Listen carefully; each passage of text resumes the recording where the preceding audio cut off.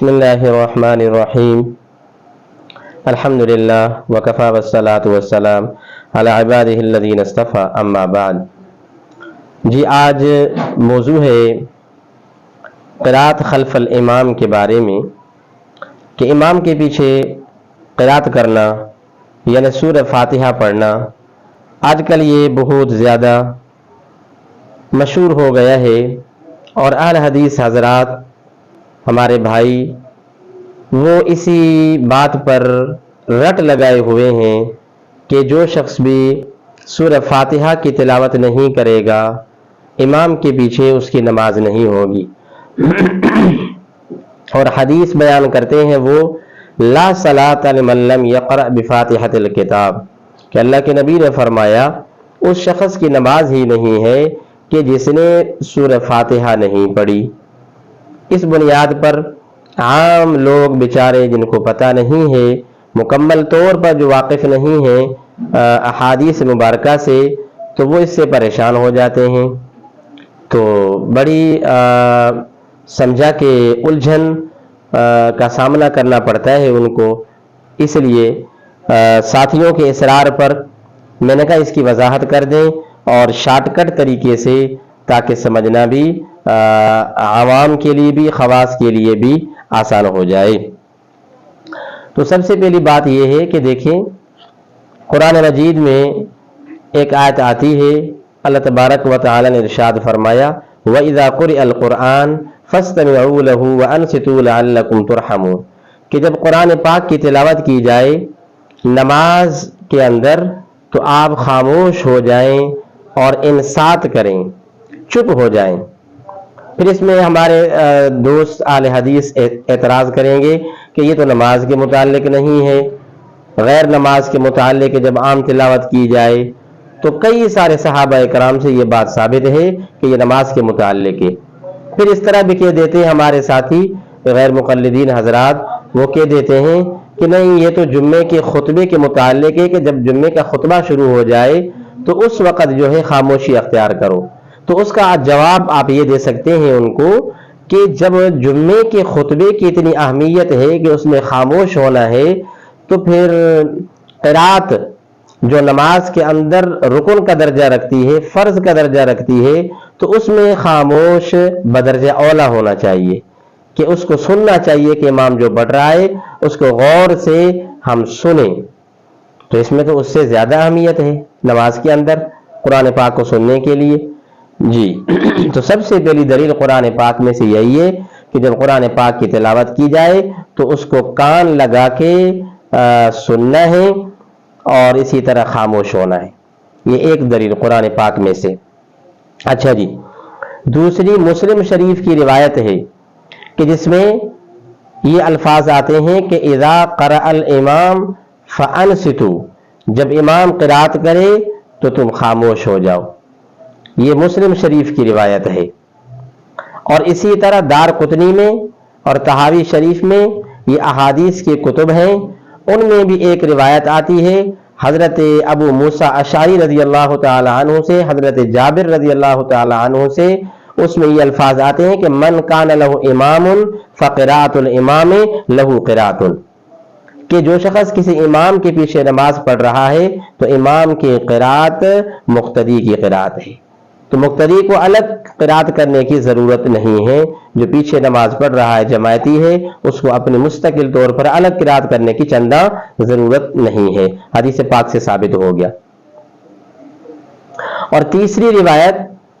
حضرت جابر رضی اللہ تعالیٰ عنہ سے موقوفاً آتی ہے، جو اسے پہلے بیان کی ابو موسیٰ اشعری والی، حضرت جابر والی وہ مرفوعاً ہے، اور یہ جو روایت ابھی پیش کرنے والا ہوں یہ حضرت جابر سے موقوفاً روایت ہے۔ اس میں کیا الفاظ آتے ہیں کہ من صلی رکعۃ لم یقرأ فیہا بأم القرآن لم یصلی الا وراء الامام،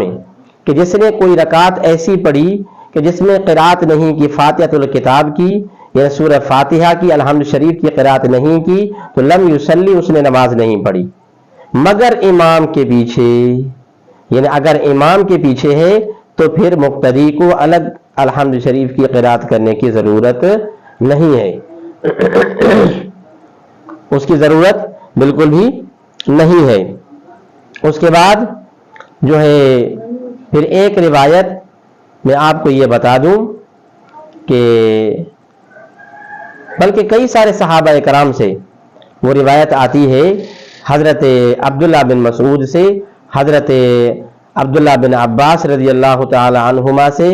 حضرت زید بن ثابت سے، حضرت ابو الدرداء رضی اللہ تعالی عنہ سے، عبداللہ بن عمر رضی اللہ تعالی عنہ سے، کئی سارے صحابہ کرام سے یہ ثابت ہے کہ امام کے پیچھے قرات نہیں کرنی ہے، امام کے پیچھے قرات نہیں کرنی ہے۔ تو کئی سارے صحابہ کرام سے یہ ثابت ہے۔ اچھا جی، ایک اور بھی آپ ان سے سوال کر سکتے ہیں کہ دیکھیں کہ جب کوئی ایسا شخص ہے جو نماز میں آ کے رکوع کے اندر پہنچا ہے تو آپ ان سے پوچھیں کہ اسے یہ رکعت ملی یا نہیں ملی، تو وہ آپ کو ضرور کہے گا کہ ہاں اس کو یہ نماز کی رکعت مل گئی جو رکوع میں پہنچا ہے۔ تو پھر آپ ان سے یہ سوال کریں کہ پھر یہ ہے کہ اس نے الحمد شریف نہ سنی نہ پڑھی، تو پھر آپ تو کہتے ہیں لا صلاۃ لمن لم یقرأ بفاتحۃ الکتاب، کہ جو الحمد شریف نہیں پڑھتا اس کی نماز نہیں ہوتی، تو پھر اس کی نماز کیسی ہو گئی؟ یہ آپ سوال کرنا ان سے، ہمارے اہل حدیث حضرات، ہمارے بھائیوں سے آپ یہ سوال کرنا کہ پھر اس کی رکعت کیسے ہو گئی؟ جس نے فاتحہ نہ سنی نہ پڑھی رکوع میں پہنچا، اور آپ کہتے ہو کہ اس کی بھی یہ رکعت ان کو مل گئی۔ تو یہ آپ سوال کرنا ان سے۔ اس کے علاوہ ایک روایت آتی ہے جس میں اللہ کے نبی فرماتے ہیں نماز ظہر کی پڑھائی، پیچھے سے ایک نے قرات کی، کسی صحابی نے، آپ نے پوچھا کہ ای القاری، یہ کون تھا پڑھنے والا کہ جو میرے ساتھ جھگڑا کر رہا تھا؟ ظننت انہ خالجنی، اس طرح کے الفاظ آتے ہیں کہ یہ کون ہے جس نے ہمارے ساتھ جو ہے وہ جھگڑا کی۔ قد ظننت ان بعضکم خالجنیھا، کہ کون ہے کہ تم میں سے بعض نے اس نے ہمارے ساتھ جھگڑا کیا ہے، کہ اس نے اگر قرات کی تو اللہ کے نبی کریم صلی اللہ علیہ وسلم کو معلوم کرایا گیا اور آپ نے کہا کہ کون ہے جو میرے ساتھ جھگڑا کر رہا ہے، تو پھر سورہ فاتحہ کو کس طرح پڑھا جائے گا امام کے پیچھے؟ اسی طرح کے ایک الفاظ اور بھی آتے ہیں جس میں یہ آیا کہ عن سفیان بن عیینہ عن الزہری عن ابی اقیمہ قال سمعت ابا ہریرہ رضی اللہ تعالی عنہ یقول صلی النبی صلی اللہ علیہ وسلم باصحابہ صلاۃ نظن انها الصبح فقال هل قرأ منکم احد، کیا تم میں سے کسی نے پڑھا؟ قال رجل، ایک شخص نے کہا انا یا رسول اللہ، ہاں میں ہی ہوں کہ میں نے پڑھا۔ قال انی اقول ما لی انازع القرآن، تو آپ نے فرمایا کہ مجھے کیا ہوا کہ میرے ساتھ قرآن میں جھگڑا کیا جا رہا ہے۔ ابن ماجہ نے اس کو روایت کیا ہے، اس کی سند بھی صحیح ہے۔ تو دیکھیں، تو ان تمام احادیث سے ثابت ہوا کہ امام کے پیچھے سورہ فاتحہ نہیں پڑھنی ہے، بلکہ مقتدی خاموش ہو کر اس کو سنے گا۔ قرآن پاک کی آیت پیش کی اور یہ 3-4 احادیث میں نے پیش کی۔ رہی بات آخری کہ وہ جو حدیث بیان کرتے ہیں اس کا ہم جواب دیتے ہیں کہ لا صلاۃ لمن لم یقرأ بفاتحۃ الکتاب، کہ اس شخص کی نماز نہیں ہے کہ جس نے سورہ فاتحہ نہیں پڑھی۔ تو دیکھیں یہاں من کا لفظ آتا ہے، لمن لم، من پھر لم، کہ یہ جو من کا لفظ آتا ہے یہ ہر جگہ پہ عموم کے لیے نہیں آتا ہے کہ یہ عام ہو کہ بھئی منفرد نماز پڑھ رہا ہے، امام پڑھ رہا ہے یا مقتدی پڑھ رہا ہے، سب کے لیے ضروری ہے کہ سورہ فاتحہ پڑھیں۔ تو من ویسے عموم کے لیے آتا ہے، یعنی تمام لوگوں کے لیے آتا ہے۔ من کا لفظ جو گرامر کے اعتبار سے استعمال ہوتا ہے یہ تمام لوگوں کے لیے استعمال ہوتا ہے، ذوی العقول کے لیے استعمال ہوتا ہے، لیکن یہاں پر جو ہے یہ من عموم کے لیے نہیں ہے۔ بعض جگہ اس کی تائید پیش کر رہا ہوں، بعض جگہ من جو ہے وہ تخصیص کے لیے بھی آتا ہے۔ ایک جگہ اللہ تبارک و تعالی نے ارشاد فرمایا یستغفرون لمن فی الارض، کہ استغفار کرتے ہیں فرشتے ان کے لیے جو زمین پر رہتے ہیں۔ تو اس کا مطلب کیا ہے؟ اب زمین کے اندر تو کافر بھی ہیں، یہودی بھی ہیں، عیسائی بھی ہیں، ہندو بھی ہیں، ہر مذہب کا سمجھا کہ وہ انسان رہتے ہیں، تو فرشتے کس کے لیے استغفار کرتے ہیں؟ تو ظاہر سا اس کا مطلب یہی ہم لیں گے کہ جو ایمان والے ہیں، اہل اسلام ہیں، جو قرآن والے ہیں، ان کے لیے فرشتے استغفار کرتے ہیں۔ تو من کبھی خصوصی معنی کے لیے بھی استعمال ہوتا ہے. تو یہاں پر بھی لا صلاۃ لمن لم یقرأ بفاتحۃ الکتاب، یہاں پر جو من آیا یہ بھی خصوص کے لیے ہے. اس سے مراد امام اور منفرد ہے کہ اگر امام جب نماز پڑھا رہا ہے مقتدیوں کو، جماعتیوں کو، اب اگر امام قرات فاتحہ نہیں کرے گا تو یہ ہے کہ پھر سب کی نماز نہیں ہوگی. فاتحہ پڑھنا ہے، قرات کرنی ہے. یا جو منفرد ہے، جو تنہا اپنی الگ نماز پڑھ رہا ہے، امام کے پیچھے نہیں ہے، اس کی نماز نکل گئی ہے، اب اپنے طور پر اکیلی تنہا نماز پڑھ رہا ہے، تو اس وقت یہ حدیث جو ہے وہاں پر محمول ہے، وہاں پر فٹ کی جائے گی کہ جو اکیلا نماز پڑھ رہا ہے اور سورہ فاتحہ کی تلاوت نہیں کرے گا تو اس کی نماز نہیں ہوگی. ہر بات سمجھ میں، نماز کامل اس کی نہیں ہوگی، تو یہ وہاں فٹ ہوگی. اور دوسری بات یہ بھی ہے کہ اس حدیث کے حوالے سے بات کروں گا کہ لا صلاۃ لمن لم یقرأ بفاتحۃ الکتاب، اس کے بارے میں جو ہے کافی حضرات نے لکھا ہے کہ یہ حدیث جو ہے وہ ضعیف ہے. اچھا، علاوہ اس کے ایک اور بات میں آپ کو بتا دوں، مسلم شریف کی ایک روایت آتا ہے، وہاں پہ لفظ ایک اور بھی آتا ہے کہ لا صلاۃ لمن لم یقرأ بفاتحۃ الکتاب فصاعدا. صاعدا کا لفظ وہاں پہ زیادہ ہے مسلم شریف کی روایت میں کہ جو شخص نماز فاتحہ بھی نہیں پڑھتا ہے، نماز کے اندر فاتحہ کی تلاوت بھی نہیں کرتا ہے اور کچھ زیادہ کی بھی نہیں کرتا ہے، یعنی سورت بھی کوئی نہیں پڑھتا ہے، تو اس کی نماز نہیں ہوگی. تو صاعدن کا لفظ بھی ہے ایک روایت میں. اچھا جی، اس کے بعد میں آپ کو یہ بتا رہا تھا کہ یہ جو روایت ہے لا صلاۃ لمن لم یقرأ بفاتحۃ الکتاب، کہ جو شخص فاتحہ نہیں پڑھتا اس کی نماز نہیں ہوتی ہے، یہ روایت معلول ہے 3 وجوہات کی بنیاد پر، یعنی اس پر اعتراض کیا گیا ہے، ضعیف روایت ہے. تو وہ دیکھیں کس طرح معلول ہے، 3 وجوہات کی بنیاد پر. نمبر 1 کہ اس کا جو راوی ہے مکحول ہے. مکحول جو ہے، جو راوی ہے وہ مدلس ہے، یعنی عن کے ساتھ یہ بیان کرتا ہے، اور جو مدلس راوی ہو اور جب عن کے ساتھ روایت پیش کرے گا تو اس کی وہ روایت غیر مقبول ہوتی ہے، جبکہ اپنے شیخ سے سماع کی، سننے کی وضاحت نہ کرے تب تک اس کی روایت غیر مقبول ہے. تو یہ جو روایت پیش کی گئی ہے لا صلاۃ والی، یہ مکحول سے روایت کی گئی ہے اور وہ مدلس راوی ہے، اس لیے ایک وجہ یہ ہے کہ یہ روایت غیر مقبول ہے.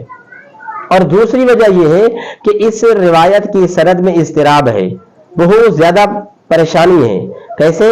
کہ مکحول جو ہے یہ روایت کرتا ہے عبادہ بن صامت رضی اللہ تعالی عنہ سے، لیکن اور یہی روایت عبادہ بن صامت رضی اللہ تعالی عنہ والی روایت یہ اصل الاصول ہے اہل حدیث حضرات کی، یعنی اسی سے وہ دلیل پکڑتے ہیں قرات خلف الامام کی، امام کے پیچھے فاتحہ پڑھنے کی. سب سے زیادہ ان کی جو دلیل ہے وہ اسی روایت سے ہے، اور اسی پر ہم کہہ رہے ہیں کہ یہ روایت معلول ہے 3 وجوہات کی بنیاد پر. ایک تو میں نے بتایا کہ اس کا راوی مکحول ہے، مکحول مدلس ہے، اس کی روایت غیر مقبول ہے. اور دوسری وجہ یہ ہے کہ یہ روایت اس کی سند میں بہت اضطراب ہے، بہت پریشانی ہے. نمبر 1 وہ اس طرح کہ کبھی مکحول روایت کرتا ہے مکحول عن عبادہ بن صامت رضی اللہ تعالی عنہ، اور کبھی روایت کرتا ہے مکحول کہ مکحول عن نافع عن محمود عن عبادہ بن صامت رضی اللہ تعالی عنہ، اور کبھی روایت کرتا ہے کہ مکحول عن محمود عن عبادہ بن صامت رضی اللہ تعالی عنہ، اور کبھی روایت کرتا ہے کہ مکحول عن ابی نعیم انہ سأل عبادہ بن صامت رضی اللہ تعالی عنہ. تو دیکھیں یہ کتنے بڑے فرق آ گئے، اس لیے یہ روایت بھی غیر مقبول ہے. اور تیسری وجہ وہ یہ کہ یہ جو روایت جو ہے نقل کرتے ہیں مکحول جو ہے وہ ان کے شاگردوں میں، مکحول کے شاگردوں میں ایک شخص ہے محمد بن اسحاق، وہ متفرد ہیں. تو اس روایت میں جو عبادہ بن صامت رضی اللہ تعالی عنہ والی روایت کے اندر مکحول کے شاگرد محمد بن اسحاق آتے ہیں جو متفرد ہیں، یعنی ان کی انفرادی سند جو ہے وہ بھی غیر معتبر ہے